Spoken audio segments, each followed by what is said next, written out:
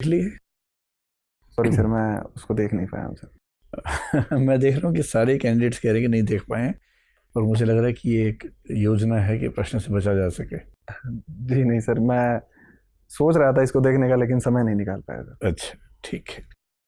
आप असाध्य वीणा आपकी प्रिय कविता है, आगे की लिखी हुई। जी सर। आपने आईआरटीएस पहले ज्वाइन किया, फिर आप इंडियन डिफेंस अकाउंट सर्विस में आए। क्या आईएएस आपके लिए भी असाध्य वीणा है? नहीं सर, मैं मानता हूँ कि ये असाध्य वीणा नहीं है। हम्म। मैं इसके लिए प्रयास कर रहा हूँ, और एक प्रकार से सर मैंने बहुत डेडिकेटेड होकर इसके लिए प्रयास किए हैं। असाध्य वीणा में जिस प्रकार से आत्मनिवेदन के भाव से वीणा जागृत होती है, तो मैं मानता हूँ कि सर मैंने अपने स्तर पर पूर्णता से प्रयास किया है, और मुझे उम्मीद है कि सर मैं सफल हो जाऊँगा। तो जैसे बहुत लोग असाध्य वीणा को साधने में लगे हुए थे, पर प्रियंवद कुछ वजहों से साध पाया। आईएएस बनने के लिए बहुत लोग लगे हुए हैं। आपने ऐसा अलग से क्या किया कि आप इसके प्रियंवद मान लिए जाएं? सर मेरे में उस चीज़ को लेकर डेस्परेशन नहीं है कि मैं अगर आईएएस नहीं बनूंगा तो मैं ज़िंदगी में कुछ नहीं कर पाऊंगा या ऐसा कुछ। सर मैंने ये माना है कि ये मेरा अंतिम प्रयास है। इसमें अगर मैं सफल होता हूँ तो मैं आईएएस में जाऊंगा, अदरवाइज सर मैं इसी सर्विस में आगे के लिए अच्छा सोचूंगा सर। अच्छा, बहुत बढ़िया। ये बताएं कि ऐसा कहा जाता है कि हिंदी माध्यम का रिजल्ट जो यूपीएससी में खराब आता है सिविल सेवाओं में, उसके पीछे बहुत सारे कारण हैं।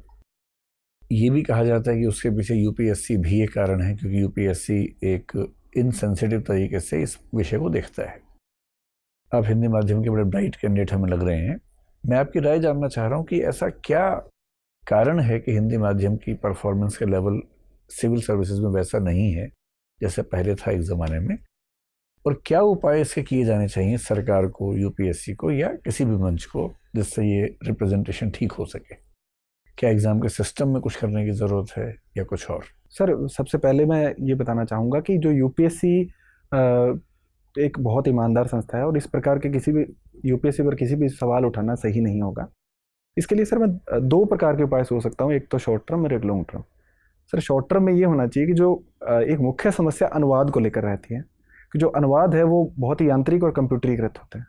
तो अनुवाद के स्तर पर अगर अच्छे से प्रयोग किए जाएं तो शायद हिंदी माध्यम के विद्यार्थी प्रश्नों को अच्छे से समझ पाएंगे। जैसा कि सर प्लेटो ने कहा है कि प्रश्न को समझ लेना ही आधा उत्तर है। और सर इसके अलावा सर लॉन्ग टर्म पर्सपेक्टिव में मैं बात करूं तो सर इसमें जो एजुकेशन सिस्टम है उसमें सर भारतीय भाषाओं को हमें अधिक सम्मिलित करना होगा। जैसा कि अभी इंजीनियरिंग और मेडिकल कॉलेज में हम मेडिकल स्तर पर हम लोग भारतीय भाषाओं को शामिल कर रहे हैं, तो उनके स्तर पर प्रोत्साहन देने की अधिक आवश्यकता है सर। जो तकनीक का विकास है वो